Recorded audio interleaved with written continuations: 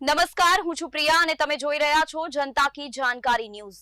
નજર કરીએ આજના સમાચારો। વાવ થરાદ કેન્દ્રીય ગૃહ અને સહકાર મંત્રી અમિત શાહ વિવિધ પ્લાન્ટોનું કરશે લોકાર્પણ। દિયોદરના સણાદર બનાસ ડેરી પ્લાન્ટમાં વિવિધ પ્લાન્ટોનું ભૂમિપૂજન અને શિલાન્યાસ કરશે।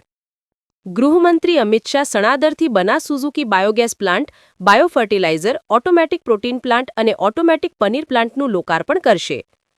અમિત શાહ સણાદરમાં બનતા મોડર્ન પાવડર પાલન્ટ અને બેબી ફૂડ પ્લાન્ટનું શિલાન્યાસ પણ કરશે।